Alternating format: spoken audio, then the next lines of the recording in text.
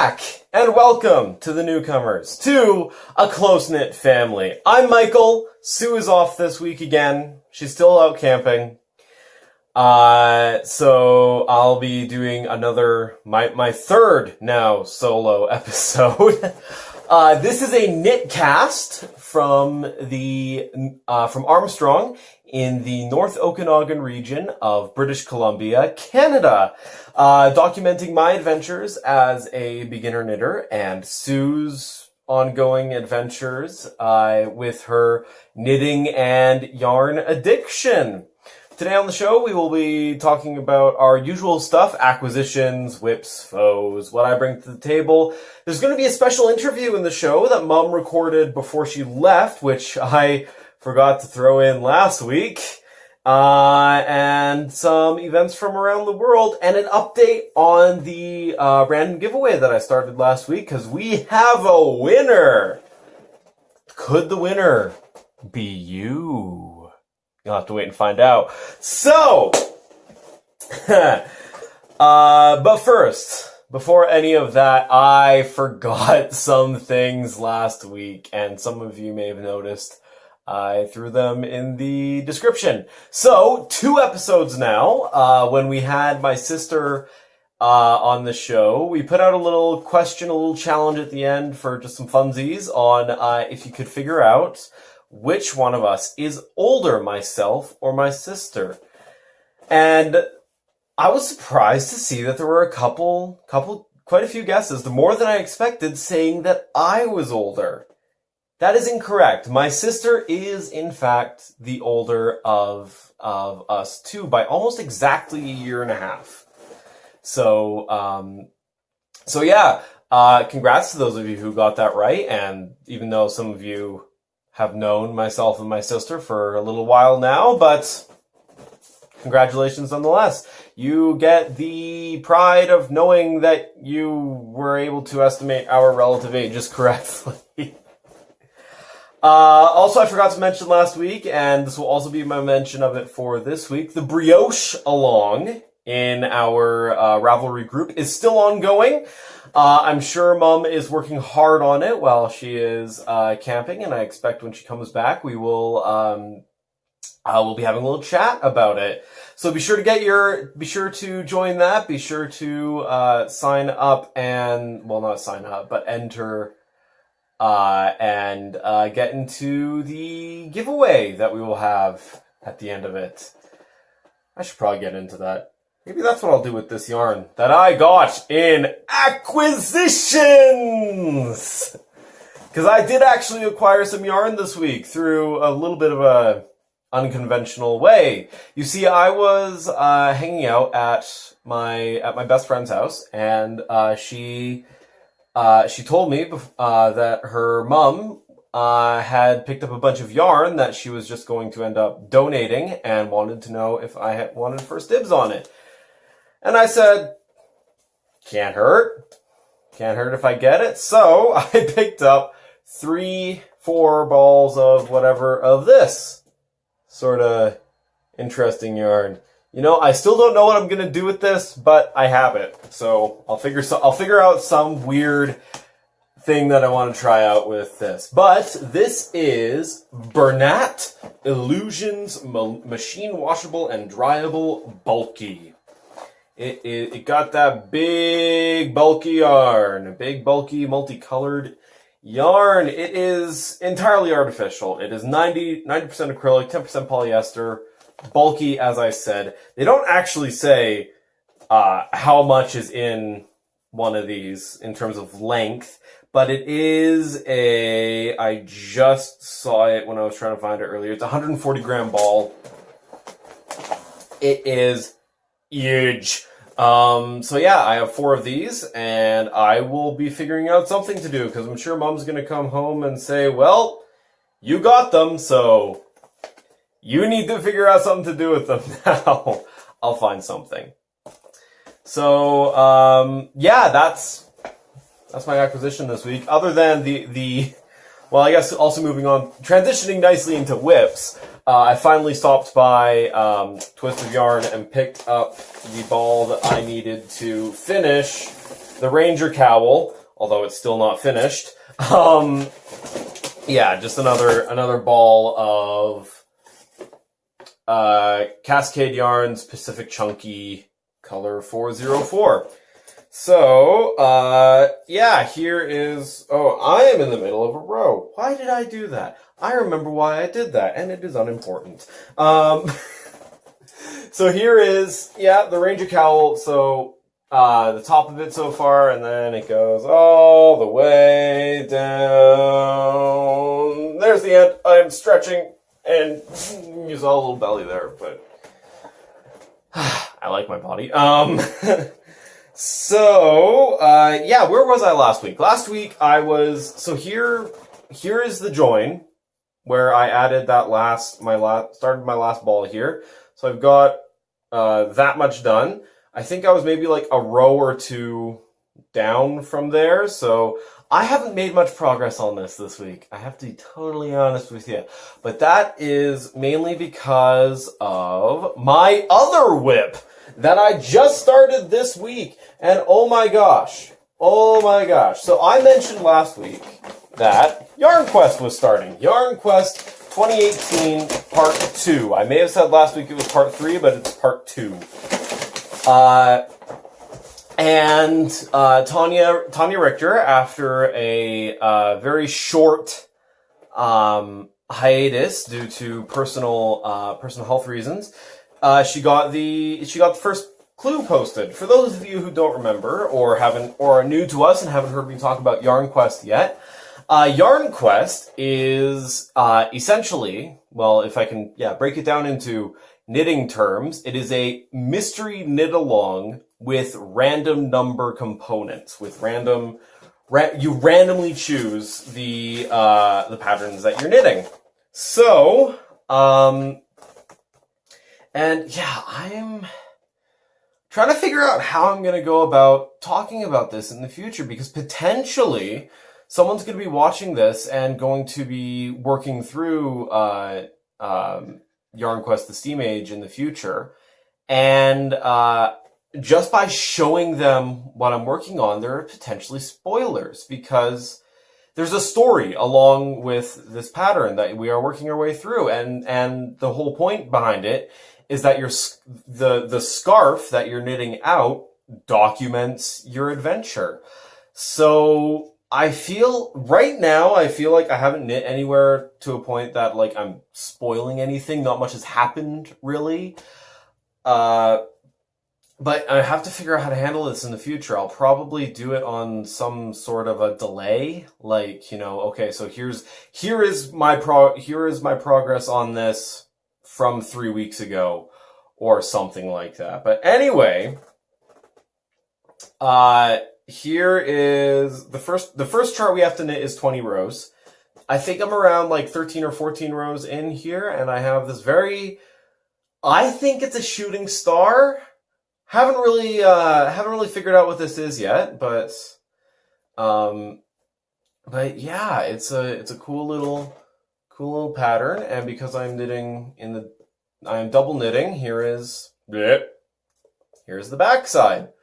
So yeah, I mean, I think this is my first time doing some real serious color work. I mean, I've done like for this, there's a little bit of color work there. You change colors for a couple rows and it's double knit, so it's like that. But this is my first real color work, although apparently this doesn't actually qualify as color work per se. But yeah, this is where I'm at. I'm sort of rushing this because I have until Wednesday, until the next clue comes out, and I have 5 more charts to knit. Some of those are 10 rows. Some of those are 20 rows. I'm falling behind quickly. Yeah, but the other conceit of Yarn Quest, and that I'm going to share, is that you have a character that exists in the world of Yarn Quest that you make. So I wanted to share with you the character that I made. My character is named Artis Brimsley. He is a human. There are multiple races that you can be in the world, and I chose fairly vanilla human. Just felt the best for this character. Artis Brimsley is a sky pirate, which is sort of the roguish, relying more on your dexterity and light weapons, but doing things very quickly race or class rather in the world. When I chose my element, okay. Some of you remember last week, I chose this yarn because I chose my dice, and I looked at my dice, and they said iceberg to me. I chose that before I realized that my character has to have an elemental alignment, and ice is one of the options. So I went with an ice elemental alignment. My other alignment, I'm not sure what you would call this. What you'd call that. My character's chaotic good, which means that I'm going to do good, and the law is not going to get in my way of doing that. And because because this is the second part of Yarn Quest 2018, we start at level 9. So, my character's stat block is very much focused on dexterity and strength. He's not a very warm guy, unfortunately. He's also not very wise. I kind of see him as a bit of a never tell me the odds kind of man. He carries a flintlock stitch marker shooter, which kind of made me laugh. Master Perleren's flintlock stitch marker shooter. Is his weapon of choice, and he wears an aviator jacket, aeronautical gloves, and a owl feather cap. And the other conceit of Yarn Quest is you get a cat companion, a feline companion. My cat is named Bartleby. Bartleby will sometimes bring me random yarn. They don't so much steal the yarn I have as steal other people's yarn and bring it to me. Also, Bartleby's special skill, Bartleby is actually a dragon. Bartleby is a small cat-sized dragon, and I just yes, I get the cat dragon. Although maybe what that's actually supposed to be is it's like a dragon that makes itself look like a cat. Anyway, and it's a Bombay cat. Bartleby is a Bombay cat. Yeah, so I'm having fun here. I'm for anyone who is following along with Yarn Quest, the Mythic City, and we're wondering what chart I was knitting there. It was from the 20-row charts series 1, chart number 2. Because I rolled a 1 on my die, but because my endurance was high enough, I was able to add 1 to it. So yeah, that's a big splurge about Yarn Quest, and those are my whips! Other than the whips that Mum has. Foes! I'm sure Mum has some sort of foe by now, but I don't. Alrighty. Now I will talk to you about the various alongs that we have going on in our Ravelry group. As I mentioned earlier, the brioche along is ongoing. It's meant to be a along where you learn how to knit brioche.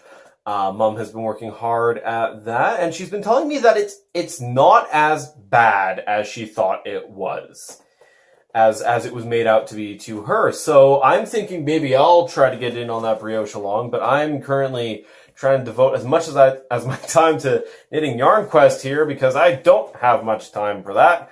So maybe not. I also finished Ranger Cowl here.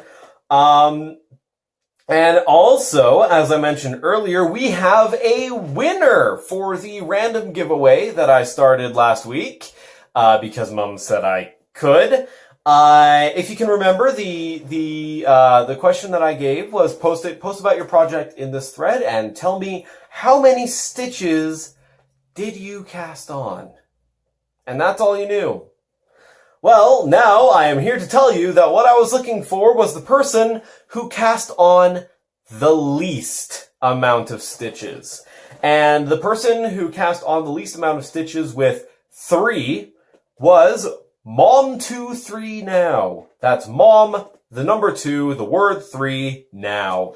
Congratulations, Mom23 Now. I said last week you would get this skein of Lolo Did It, Fortunate Son, but I will have to, before I send this out and before I get in get in contact with you and let you know that you won. Before I actually send this out, I will just quickly double check with Mom that I am in the clear to give this away. She did say I could give away any of this, but I feel like I should double check just to be safe. This hat I put back sideways. There we go. That was probably bugging someone. So yeah, congratulations, Mom23 Now. And I will, I'm probably not going to do another one this week. I probably won't do another one next week. Apparently I'm also on my own for next week. Even though Mom's coming back on Tuesday, I think she's going away again. I don't know where she's going. But, yeah, that's going to be my random giveaway. And that's that. Those are our along. So now, it is time for what Mike brings to the table, introducing the hobby of board gaming to a greater and different audience. And today, I ask you, how do you like your music? Do you like your songs? You like your songs. How do you like your songs mixed together in a game? From the creators of Rock Band comes the board game, from the creators of the video game, the rhythm video game Rock Band, comes the music board game Drop Mix. Gosh, that looks weird. Nope, this is the right way around. There we go, Drop Mix. It's a big box. So, primarily in Drop Mix is a card game.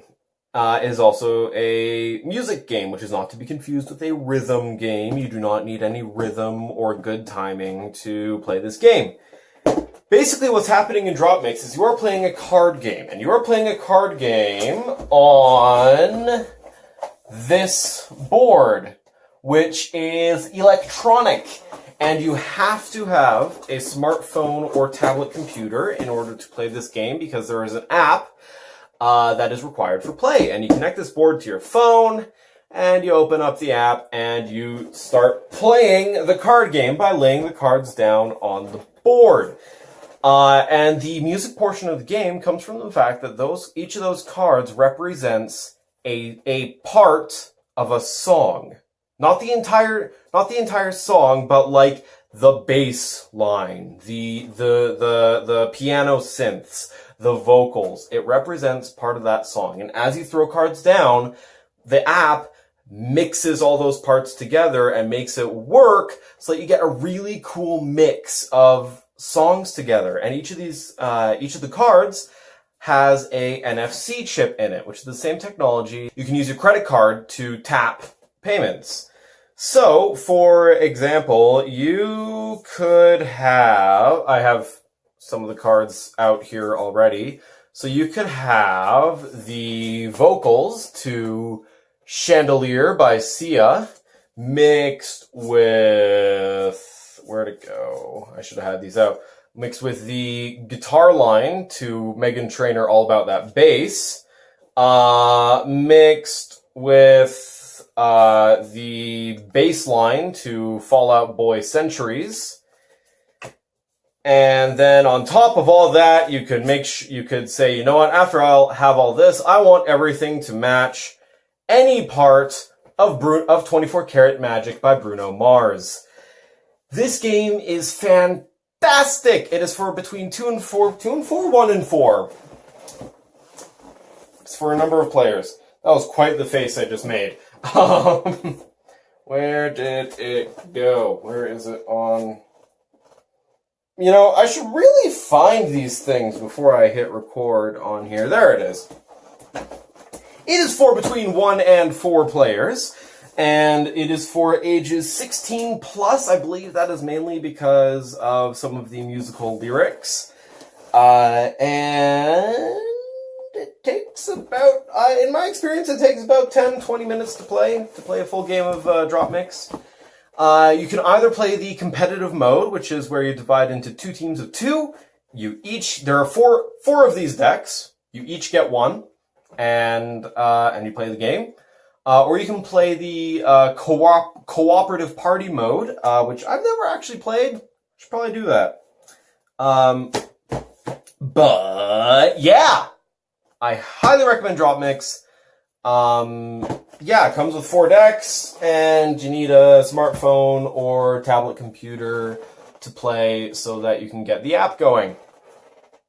Alrighty, so that's what I bring to the table today. Now, it's going to be what Mum brings to the table, because before Mum left, and I also forgot about this last week, before Mum left, she recorded some interviews with some of the people who go to our Tuesday night knitting at Blenz Coffee on Anderson Way in Vernon, and I'm going to throw one of those in here.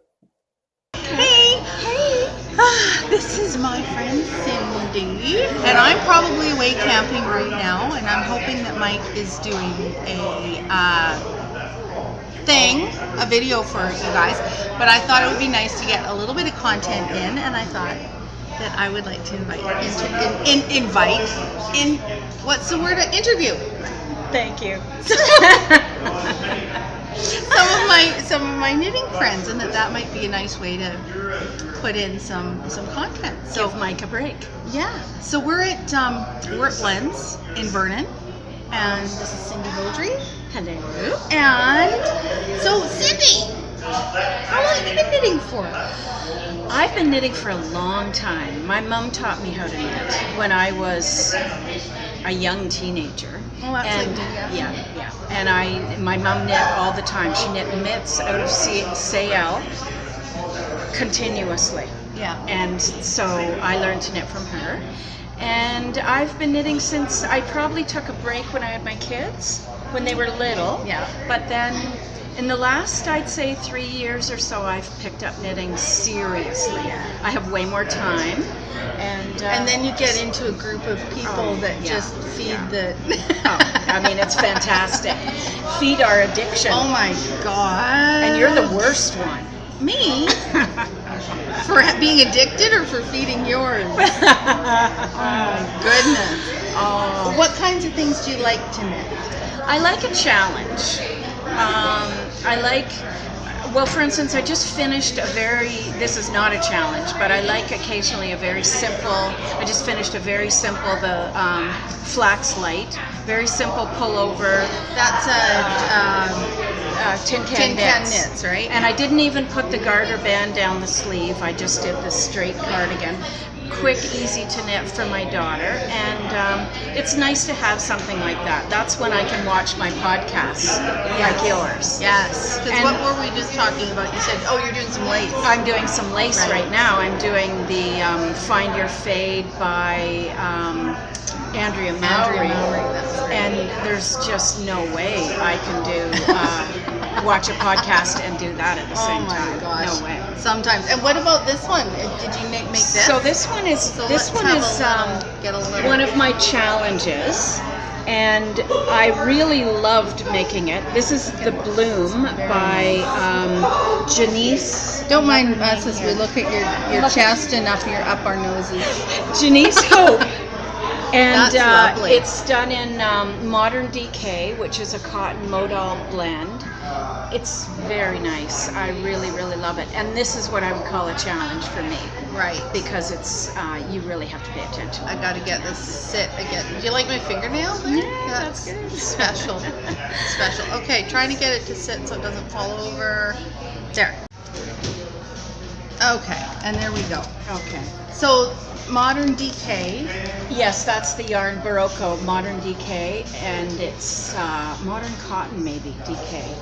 Yeah, Modern Cotton DK, and it's a nice yarn. That's what I made the cardigan out of too, or the pullover. Washable, machine wash, dry. It does stretch out though. I would suggest making whatever you're making in a slightly smaller size. and you can wash it and dry it, and then it'll come back to shape. So Neat. Yeah, Neat. yeah. And I'm sorry, you said it was the Bloom by Janice Hope. Janice. And she's actually from Armstrong. She lives on the island, but she was born in Armstrong. Yeah, like Sue, like an Armstrong girl. I don't know if you The were sun's born. coming in. That's why you're getting really warm. The sun's Yeah, I'm coming hot. in and starting to hit us. We're squished into a corner because otherwise it's too light behind us and it's too hot outside.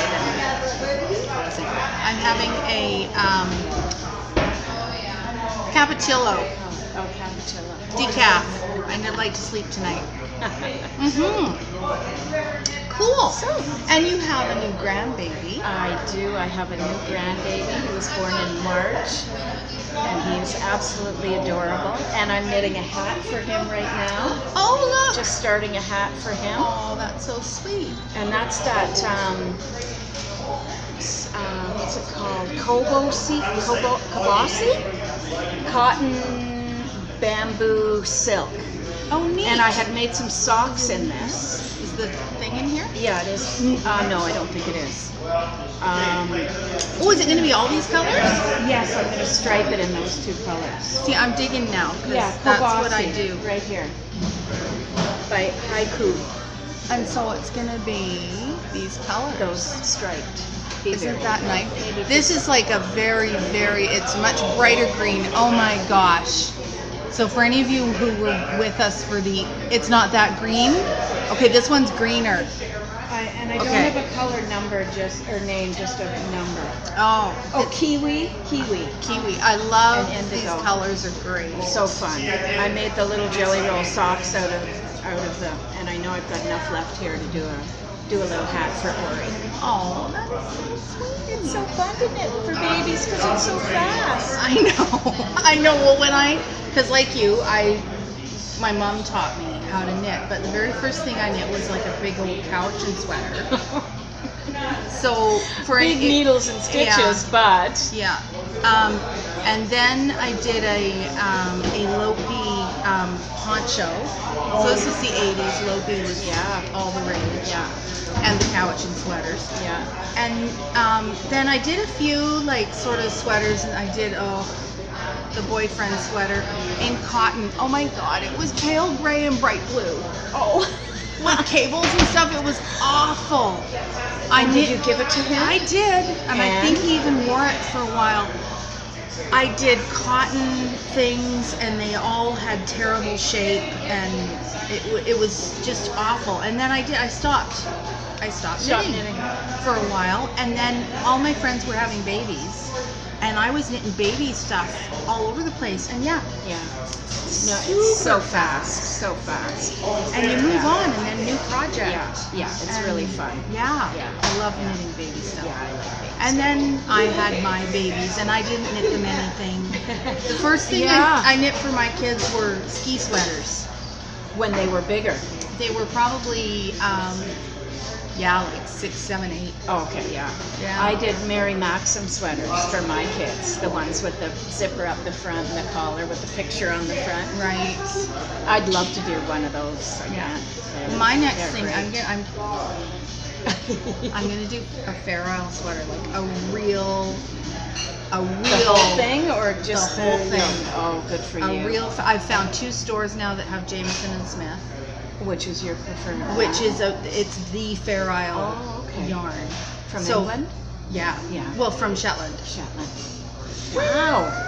I would like to be seeing that progress. Mm-hmm. Even the planning of it. Are you gonna design it? Or you No. gonna use a pattern? No, I'm going to. I got it. All the patterns that I want to do come from they're in books. Yeah. And the so Shetland. I've got to find the books and get my hands on the books. Yeah, great. I love a challenge like that. It's like that Yeah. leaf coat all over again. Oh my god. Yeah, really. Big project. Yeah. Anyway, so anything else you'd like to say about knitting? What's your favorite thing? What's your least favorite thing? Oh my gosh. I think my favorite thing about knitting is the girlfriends I've made and how we just have such a strong connection because of knitting. it's really powerful, and even just to go my places, spotlight. yeah, go places and meet other knitters. Take your knitting everywhere you go and meet other knitters. It's so awesome. I love that. I love that, Yeah. and I love knitting. It's very calming. I find it meditative. I agree. Yeah, I agree. So yeah, we're going to be in Knit City, yeah, we'll be at Knit City. and for anyone who's going to be there, Yeah. we'll hopefully see you there. And yeah, thank you. Well, thank you, Sue. Okay. Alrighty, thank you very much, Cindy, and thank you, Mum, for recording that so that I could pad these episodes out a little bit. Because we Mum and I talk sometimes about how long we should be making these episodes, and the consensus has always been as long as we have things to talk about, we should keep them as long as we have things to talk about. But we do hear sometimes from other knitters that they prefer their knitcasts to be longer because they can just throw it up on whatever they're watching it on and forget about it. They don't have to put down their knitting and start fiddling with their phone or computer to find another podcast. If they, the longer the better, basically. But the other side of that is, okay, so you have a nice long podcast, but does that, is the content in there being stretched out, or is it a good density of content? So I kind of wanted to put the question out to you guys. How long do you like your podcast? How long do you like your podcast episodes? This might influence the length that Mom and I make these episodes. It might not. We might just go with, as long as we have things to talk about, we'll make them that long. But if we see an overwhelming overwhelming movement for one particular length of episode, then maybe we'll consider trying to shoot for that length. But throw down in the comments below what your opinions are on the length of a knitcast, and whether you think longer is better, whether you think shorter is better, whether you have like a specific length that's kind of ideal for you. Let us know what you think. Alrighty, so now it is time for events from around the world. The world is out that window, and the events are from around there. So, on August 11th, it is the Midsummer's Spin-In Ren Fair at Ren, Oregon, in the US of A. That is Ren with a W at the start. Not to confuse those of you who hear Ren Fair and immediately think Renaissance Fair. No, this is something put on by the city of Ren, Oregon. It is a free event all day, it appears. It is what the heck it's a spin-in and craft fair, featuring a spinning circle, demonstrations, fiber and craft vendors, local farmers market goods, lunch will be available, and there will be a fiber animal petting zoo. Go there and touch the fiber while it is still on the animal. That's weird. I'll clearly pet the sheep, but I'm just gonna stop talking. Alrighty, so that's going on in Ren, Oregon on August 11th. I think it said it started at 9 a.m. So if you're in the area, be sure to stop by there. Maybe see if you can get involved. I know there's if you go to the Ravelry page for it, there's a place where you can get in contact as a vendor, and yeah. Now this one I threw down because it just sounds cool. From August 12th to 18th, it is Hiking and Knitting Between Fire and Ice in Reykjavik, Iceland. This sounds like a combination hiking and guided hiking and knitting tour. And I just thought that was cool. It's a multi-day thing, so you got to set aside August 12th to 18th if you're going to go. But yeah, on this hiking trip, you'll see the site of a short eruption just before the Eyjafjallajökull. I can't read my own writing now. Eyjafjallajökull volcano, the famous one that blacked out air travel in Europe a couple years ago. Just before that explosion, there was a short, small one nearby, and you'll get to tour the area of that. You'll also go to the of course I can't read my own writing. Skogaras waterfall, up between two glaciers and onto and over a recently formed lava flow. Right by two new craters, the Magni and Modi craters, before descending into Thorsmork Nature Reserve. And all along the way, it's a guided hiking tour, and you'll be learning about traditional Icelandic knitting, and accommodation will be in guest houses and mountain huts. Now that just sounds amazing. Apparently this is something that happens, I think they said annually. It's a regular event. Yeah, I would love to go to Iceland sometime. And I'm maybe not a good enough hiker to do like a 6-day hiking trip, but I would love to go. I would love to see some of these places. I would just love to see Iceland, really. Learn about Iceland knitting. That'd be cool. Cool! And of course, locally, we have coming up the IPE.